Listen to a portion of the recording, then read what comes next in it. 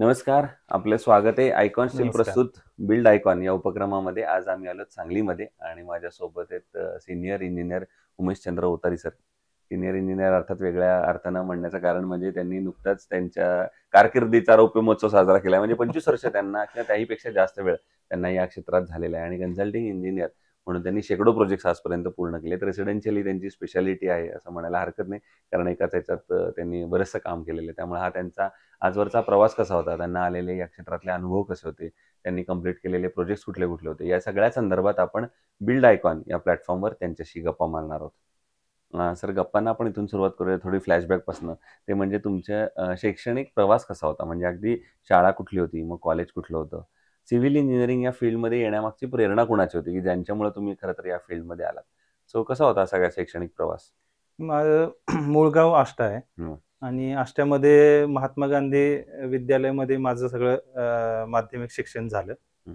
त्यानंतर मी 10वी नंतर डिप्लोमा केला मिरज गव्हर्नमेंट पॉलिटेक्निकला आणि गव्हर्नमेंट पॉलिटेक्निक नंतर टी-के-आय-टी वारणा म्हणजे तात्यासाहेब कोरे इन्स्टिट्यूट ऑफ टेक्नॉलॉजी वारणानगरला बी-ई कंप्लीट केलं हं. आणि त्यानंतर मी म्हणजे वडील पूर्वीचे जुन्या जे जी-डी-आरचे आहे, हं. ते जी-डी-आरचे वडिलांनी सर्व्हिस करत-करत केलं होतं. त्यामुळं पहिल्यापासून घरामध्ये बिल्डिंग प्लॅनिंग किंवा त्या संबंधित सगळ्या चर्चा असायच्या. त्यामुळे मला लहानपणापासून त्या क्षेत्राची म्हणजे सिव्हिल ह्या क्षेत्राची आवड होती. त्यामुळं अगदी. मी जवळ-जवळ 8वीतच मी ठरवलेलं, की आपण झालो तर सिव्हिल इंजिनिअरच व्हायचं. त्यामुळे ती गोष्ट अगदी पक्की होती. त्यामुळे 10वी नंतर मला असं कुठलं कन्फ्युजन नव्हतं, की कुठल्या साइडला जायचं. हं. त्यामुळं मी 10वी नंतर मेरिटवर डिप्लोमाला ॲडमिशन मिळालं. त्यानंतर मेरिटवरच बी-एला ॲडमिशन घेतलं मी. हां.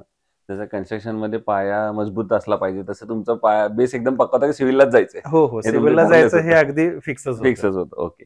मग त्यानंतरचा खरं तर प्रवास आणखी एक इंटरेस्टिंग असतो सिव्हिल इंजिनिअरच्या आयुष्यातला. तो म्हणजे त्याच्यानंतर एक थोडा स्ट्रगल असतो, की जेव्हा शिक्षण पूर्ण होतं आणि पहिला प्रोजेक्ट मिळेपर्यंत, की पहिला प्रोजेक्ट कुणाचा मिळणार, कसा मिळणार आणि तो प्रोजेक्ट करताना काही दडपण येतं. तर त्या पहिल्या प्रोजेक्टची आठवण काय होती? तीच काय सांगाल?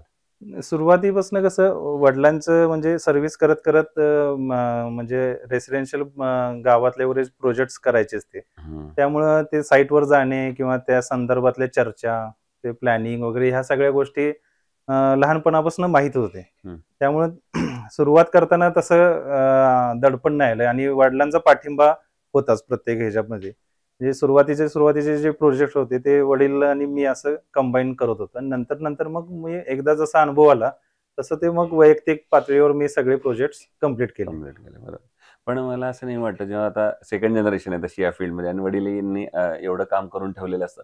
तेव्हा थोडंसं दडपण येतं का सुरुवातीला काम करताना? कारण लोकं पण एका नजरेने बघतात, "अरे, ते वडिलांनी एवढं काम केलंय, तुम्ही पण असंच केलं पाहिजे." अशा अपेक्षा असतात लोकांच्या. हो, तर मग अपेक्षा असतात. मग सुरुवातीला वडिलांचे जे काय प्लॅनिंगचे वगैरे म्हणजे हां. आर्किटेक्टच्या ह्याच्यामुळे प्लॅनिंगच्या ह्याच्यामध्ये त्यांची खरोखर म्हणजे मास्टरी होती. त्यामुळे हं. आम्हाला त्याचा म्हणजे आत्तापर्यंतच्या प्रवासात प्लॅनिंग हे आमचं खूप चांगल्या पद्धतीनंच व्हायचं. बरोबर, बरोबर. त्यामुळे त्याचा भरपूर अनुभव झाला आणि मग नंतर मग स्वतःची एक त्याच्यात वेगळी ओळख निर्माण करत हळू आम्ही ते त्याच्यात पाया व्यवस्थित मजबूत केला. मजबूत केलं. बरोबर. आता येऊया या क्षेत्रातल्या आणखीन काही प्रश्नांकडं. त्यातला पहिला प्रश्न आहे म्हणजे आता मागच्या 20-25 वर्ष तुम्ही फील्डमध्ये अतिशय काम करताय. तर त्याच्यात तुम्ही एक बघितलं असेल या क्षेत्रात अकुशल कामगार किंवा अनस्किल्ड लेबरचं पर्सेंटेज फार मोठं आहे. आणि अशा लोकांना जर काही महत्त्वाची जबाबदारी दिली तर काही दुर्घटनासुद्धा घडू शकते. तर तुम्ही ही तुम्ही परिस्थिती कशी हाताळता सगळी साईटवर? हां, आता तसं ऑन पेपर आपण त्यांना अनस्किल्ड लेबर म्हणू शकतो. पण काय-काय लेबर असे पण आहेत, की अनुभव साइटवरचा अनुभव घेऊन त्यांच्यात तो त्या एखाद्या ड्रॉइंग दिलं किंवा एखादं काय जबाबदारी दिली, तर ते व्यवस्थित ते हाताळतात.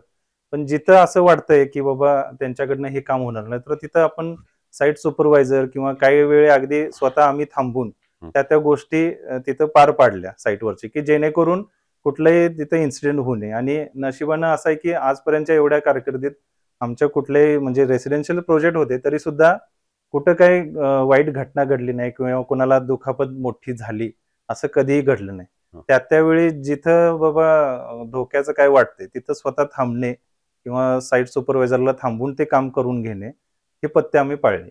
बरोबर.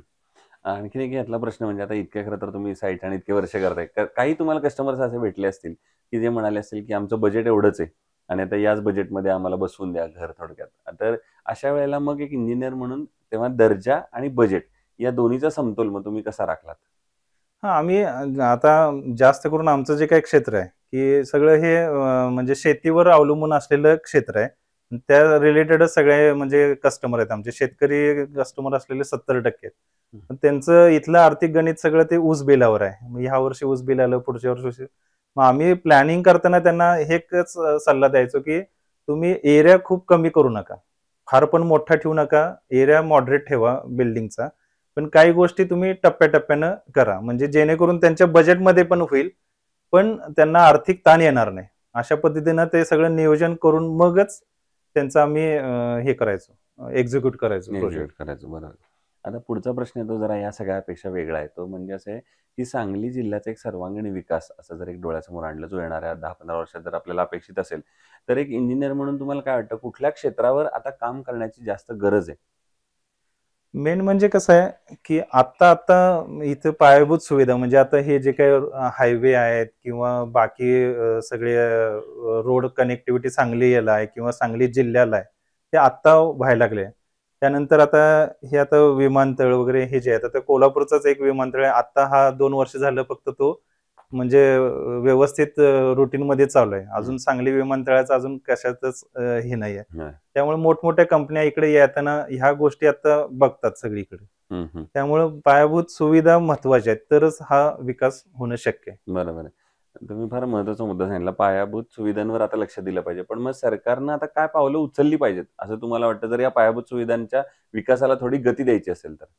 हां, आता काय होतं, की इथं कसं झालंय, सांगली जिल्ह्यात जास्त करून सुपीक जमीन आहे किंवा एखादा प्रोजेक्ट येणार म्हणले, की त्याला सुरुवातच होते विरोधापासून. होय. त्याचे फायदे किती आहेत हे बघितलं जातच नाही.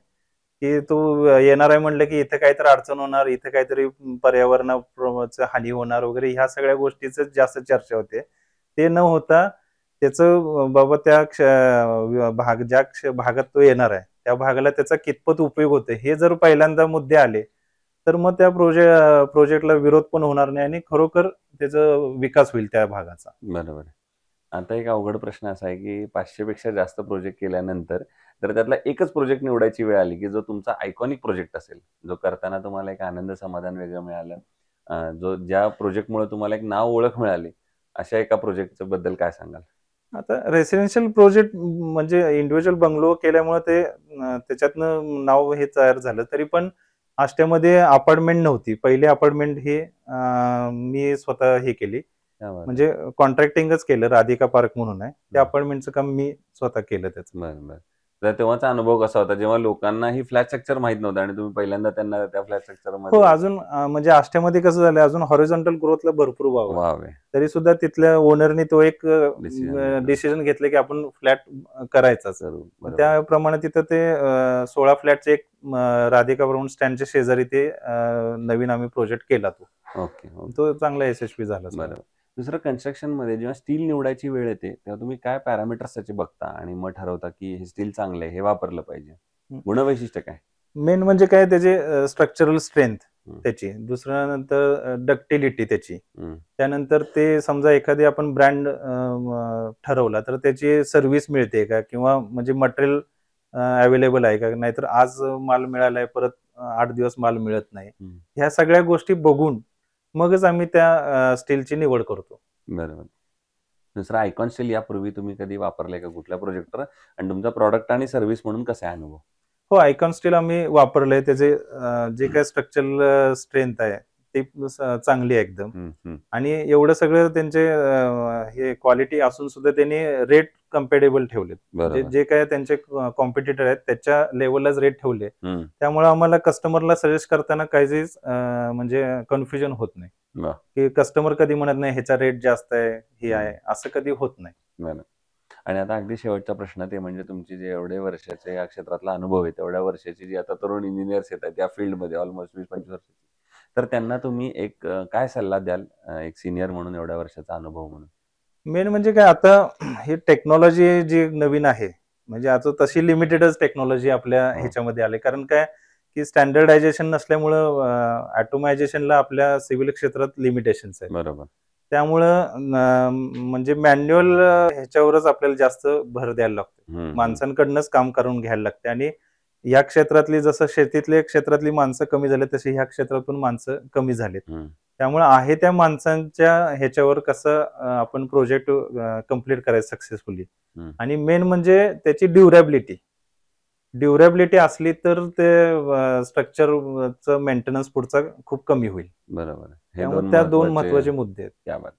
सो हे होते इंजिनियर उमेशचंद्र उतारी सर आणि त्यांनी फार महत्त्वाचा मुद्दा सांगितला. त्याप्रमाणे एक इंजिनियर म्हणून आपली कायम अशी जबाबदारी असते की आपण केलेली वास्तू ही दीर्घायू टिकावी आणि जर ती दीर्घायू टिकावी असं जर तुम्हाला वाटत असेल तर त्याच्या ड्युरेबिलिटीवर, त्याच्या सस्टेनेबिलिटीवर लक्ष दिलं पाहिजे आणि ते जेव्हा तुम्ही लक्ष देता तेव्हाच अर्थातच त्याचा दर्जा राखला जातो आणि दर्जा राखला गेला तर तुम्हाला त्याच साईटमधनं अजून साईट मिळण्यासाठी मदत होते. पुन्हा एकदा आपले मनापासून आभार आणि भविष्यात सुद्धा अशाच आयकॉनिक प्रोजेक्टची निर्मिती तुमच्या हातून घडावी. ज्याप्रमाणे आष्टातली तुमची पहिली रेसिडेन्शियल बिल्डिंग तुमच्या हातून झाली तशी एखादा मल्टी स्टोरी टॉवर सुद्धा पहिला तुमच्याच हातनं घडावा याच आयकॉन स्टील तर्फे मनपूर्वक धन्यवाद.